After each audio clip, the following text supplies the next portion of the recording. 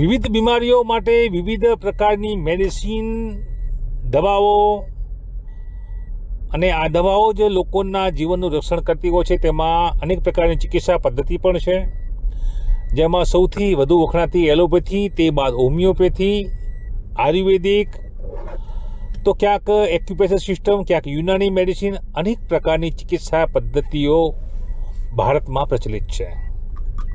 ત્યારે સૌથી સુરક્ષિત ગણાતી હોમિયોપેથિક જે દવાઓ છે તેના મોટા ફાયદા સાથે સાઈડ ઇફેક્ટ નીલ હોવાથી લોકો આ દવાઓ પસંદ કરતા હોય છે. ત્યારે ટુડે ગુજરાતી ન્યૂઝની ટીમ દાંતીવાડા કૃષિ યુનિવર્સિટી ખાતે સાયન્ટિસ્ટ આપ જોઈ રહ્યા છો તે રીતે BS ટંડેલના સંશોધન માટે તેઓના રિસર્ચમાં તેઓ કેવા પ્રકારની મેડિસિન તૈયાર કરી રહ્યા છે, ખાસ કરીને આયુર્વેદિક વનસ્પતિશાસ્ત્રના તેઓ નિષ્ણાત છે. ત્યારે તેઓ સાથે સીધી મુલાકાત today Gujarati news managing director Reena પરમારે કરી હતી. રીના પરમાર સાથેના સીધા સંવાદમાં તેઓએ કોરોના અને હાલમાં તાજેતરમાં ચાઇનામાં ચાલતા બાળકોમાં શ્વસન લગતા જે રોગો છે તેના વિશે મોટી માહિતી આપી હતી. મોટા ખુલાસા સાથે તેઓનો આ સંવાદ હતો. શ્રી ટંડેલે કોરોના સમયે પણ અનેક લોકોના આયુર્વેદિક મેડિસિન થકી જીવ બચાવ્યા છે. ત્યારે શું કહી રહ્યા છે ડૉક્ટર ટંડેલ, સાયન્ટિસ્ટ, આવો જોઈએ. આધુનિક યુગમાં વિશ્વ અનેક રોગો સાથે લડી રહ્યું છે. ત્યારે વાત કરીશું આજે દાંતીવાડાના કૃષિ યુનિવર્સિટીના ડોક્ટર ચંદેલ, જેઓ સાયન્ટિસ્ટ છે અને અનેક રોગો પર તેઓએ દવા માટે જીત હાંસલ કરી છે. સર નમસ્કાર, ટુડે ન્યૂઝમાં આપનું સ્વાગત છે. આજે જણાવશો કે ટીબી અને કેન્સર અને કોવિડ જેવા હઠીલા રોગો પર આપે સંશોધન કર્યું હતું અને અનેક મેડિસિન પણ બનાવી છે. કઈ રીતે આપે સિદ્ધિ હાંસલ કરી છે? હવે હાલ જે TB multi drug resistant TB ઉપર મારું સંશોધન ચાલુ છે અને એ નેનો સ્ટડી ટુ કમ્બેટ AMR પેથોજન ઉપર મને ઇમેરિટસ સાયન્ટિસ્ટ તરીકે મારું જે સિલેક્શન થયું છે એના ઉપર કામ કરી રહ્યું છે. જો કે ઘણી બીમારીઓ આ જમાનામાં જે અમારી જૂની એન્ટીબાયોટિક હતી એ હવે ધીરે ધીરે કામ કરવાનું બંધ થઈ ગયું છે, રેઝિસ્ટન્સ ધરાવતી થઈ છે. મારું જે સંશોધન છે એ પ્લાન્ટ ફાઇટોફિનાલ છે અને પોલિફિનાલ છે, એના સાથે અને એના જે એન્ટીબાયોટિક સાથે એમાં કેટલા ફાઇટોફિનાલ છે જે સિનર્જિસ્ટિક એક્શન ધરાવે છે.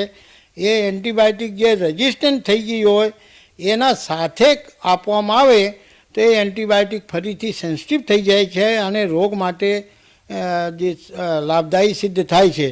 અમારું જે હાલ એ પ્રોજેક્ટ છે, જો કે આ પ્રોજેક્ટ ખાસું લાંબુ ચાલવાનું છે અને ટીબી ઉપર જે મારું થોડું નાનકડું હજી પ્રસિદ્ધ થયેલું નથી કામ છે એ હજી ચાલુ છે.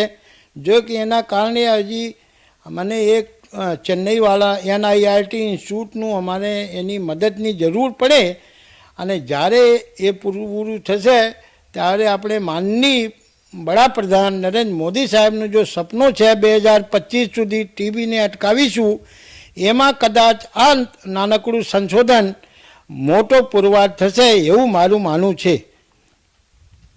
ટીબી એટલે કે એક હઠીલો રોગ અને જે દર્દી ટીબીનો ભોગ બનતો હોય છે તે ખૂબ જ દર્દનાક પીડામાંથી પસાર થતો હોય છે અને સાથે સાથે એ ચેપી હોય તેવી પણ એક અફવા હોય છે, જેના કારણે તેનાથી લોકો દૂર જતા હોય છે અને એ રોગ પર જ સંશોધન કરી રહ્યા છે.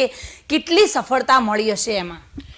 એના અંદર જો કે હાલ પહેલાં આ જે પ્રોડક્ટ હતું, મારી એક વિદ્યાર્થીની એને ઇન્ટેસ્ટાઇનલ ટ્યુબરક્યુલોસિસ થયું પહેલાં ત્યારે જો હું કામ કરતો હતો ત્યારે પહેલાં એ બી મને બી થોડું એવું લાગ્યું કે એને આપવું કે કેમ, પણ એ સંજોગ હશે, કોઈ ઇન્સિડન્સ હશે, એ મારી એ સપ્લિમેન્ટ લીધેલી અને એને 15 દિવસમાં આટલું બધું સારું થયું કે એના ફિઝિશિયન જયપુરના ટોપ ક્લાસ ફિઝિશિયન પણ એપ્રિશિએટ કરેલો અને હાલ એ પ્રિયંકા IVRI અમારા વેટનરીના મક્કા મદીના કરાતા ઇન્સ્ટિટ્યૂટમાં PhD કરી રહેલ છે અને ત્યાંથી મને કોન્ફિડન્સ આવ્યું અને એના ઉપર જે પ્રોડક્ટ છે એને ઓર પ્યુરિફાઈ કર્યું અને હાલ હવે એનો નેનો પાર્ટિકલ બનાવી એને જે એક્ટિવિટીને આપણે વધારવાનો પ્રયત્ન કરીએ છીએ અને મને પૂર્ણ વિશ્વાસ છે આ નેનો પાર્ટિકલ જે છે ટીબીમાં જે રેઝિસ્ટન્સની પ્રોબ્લેમ છે MDR ટીબી એના ઉપર સારામાં સારું રિઝલ્ટ મળશે એવું મને આશા છે. જી સર, છેલ્લા 1 વર્ષમાં હાર્ટ એટેકના મોટા બનાવો બનતા જોયા છે અને જાણ્યા પણ છે. લોકો ઢળી પડે છે ચાલતા ચાલતા, રમતા રમતા, કોઈ પણ વર્કઆઉટ કરતા હોય ત્યારે, અને આ સમસ્યા નાની વયના યુવાનમાં જોવા મળી રહી છે. તો એના વિશે આપ શું કહી શકશો? હવે જો કે હાલ એક ચાલે છે કે ભાઈ જો કે એનું એક કંટ્રોવર્સી બી એક નોબલ રાઉટેટને સ્ટેટમેન્ટ પણ આવ્યું હતું, પણ એ ફેક ન્યૂઝ ગણાયું કે આ કોવિશિલ્ડ વેક્સિન લીધેલ છે એ માણસોમાં હાર્ટની પ્રોબ્લેમ વધારે હોય છે. પણ તાજેતરમાં જે ICMRનો સર્વે થયો છે એમાં એ સાચું પડ્યું નથી. પણ એ વાત સાચી છે કે જેને કોવિડ થયું હોય એ માણસને એના હાર્ટ બાબતનું થોડું સાવચેતી રાખવું જોઈએ. અને બીજું તકલીફ ત્યાં પડે છે કેટલા માણસોને લેબોરેટરી ટેસ્ટ જે તે વખતે નથી કરાયા પણ એને કોવિડ પણ થયું હોય પણ ખબર ના પડી. એ માણસોને એક જ ઉપાય છે કે જ્યારે થોડું હાર્ડવર્ક કરે, પગથિયા ચડે, એને ડિસ્કમ્ફર્ટ થાય તો એ કાર્ડિયોલોજિસ્ટને મળી એને વારોવાર એને બ્લડ પ્રેશરનું ધ્યાન રાખવું જોઈએ. અને બીજી સબસે મોટામાં મોટી તકલીફ થઈ છે કે મને કેટલા માણસોને એવું જાણવા મળ્યું કે જે પહેલાં ડાયાબિટીક નહોતા, કોવિડ થયા પછી ડાયાબિટીક બની ગયા, ડાયાબિટીસ ટાઈપ 2 ને ભોગ બને છે અને હાલ કેટલા માણસો ડાયાબિટીસની ગોળીઓ ખાતા થઈ ગયા. ત્રીજી વાત મારી માનવું એવું છે, યંગ જે જવાનો છે આપણા ખાનપાન લાઈફ સ્ટાઇલમાં સુધારો કરવાની અતિશય જરૂર છે. અને હાલ કદાચ અમુક માણસોને સારું ના ગમે પણ આ જે તળેલું ભજીયા એક જ વખત જે તેલમાં ઉકાળો તો બીજી વખત એને ઉકાળો તો મોર દેન 300 ટોક્સિક મટીરિયલ એમાંથી નીકળે છે. પણ મારા માનવું છે કે જે સમોસા, પકોડા, ભજીયા બનાવવાવાળા માણસો છે એ તેલ કદાચ વરસમાં એકાદ વખત બદલે છે કે કેમ એ નવાઈ છે. અને એ પણ એના અંદર પાર્ટ ભજવી શકે છે કે આ જે આપણા જે આયલી વસ્તુઓ વારંવાર ખાઈએ તો આપણી જે ધમની છે, આર્ટરી અને વેન છે એની ડાયમીટર સાંકડું થઈ જાય કારણ કે એ બધું કચરા ભરાઈ જાય. પણ આ બધું એને જાણવા માટે કોઈ સાધારણ દવાખાનામાં જાઓ તો એ બી કોઈ બી ડાક્ટર પકડી ના શકે કે તમારું આર્ટરી અને વેન કેટલું સાફ છે કેટલું નથી. છતાં એ કરવા માટે આપણે થોડું લાઈફ સ્ટાઇલ બદલવું, માઇલ્ડ એક્સરસાઇઝ કરવી અને જો તળેલું વસ્તુ વધારે ના ખાવું એને ખાસ ધ્યાન રાખવાનું. ખાવું હોય તો ઘરે બનાવીને ખાવું, એક વખત ફ્રાય કર્યા પછી જે તેલ બચે ફેંકી દેવું.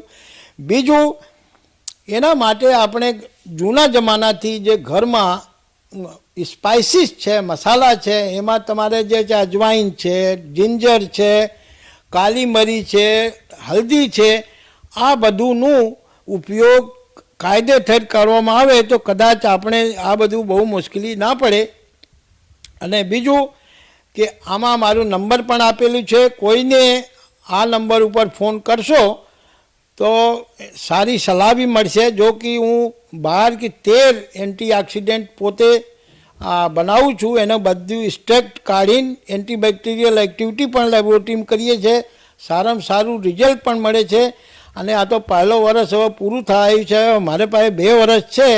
2 વર્ષમાં આ કદાચ પરમાત્મા મદદ કરશે તો આપણે સારામાં સારું જર્નલમાં, ઇન્ટરનેશનલ જર્નલમાં પેપર છાપીશું. અને બીજું એક અહીંયા હું કહેવાનું બહુ જરૂરી છે, હાલ તાજેતરમાં મારું એક આયુર્વેદિક એન્ટી મલેરિયલ ડ્રગ ઉપર એક પેપર ઇન્ટરનેશનલ પબ્લિકેશનમાં છાપવા જાય છે, જે કે એ કામ નિરમા યુનિવર્સિટી, MIT યુનિવર્સિટી અને ફાઇનલી 3જે વર્ષે IMT ચંડીગઢમાં કમ્પ્લીટ થયેલું અને એ ડિસેમ્બર મહિનામાં પબ્લિશ થશે.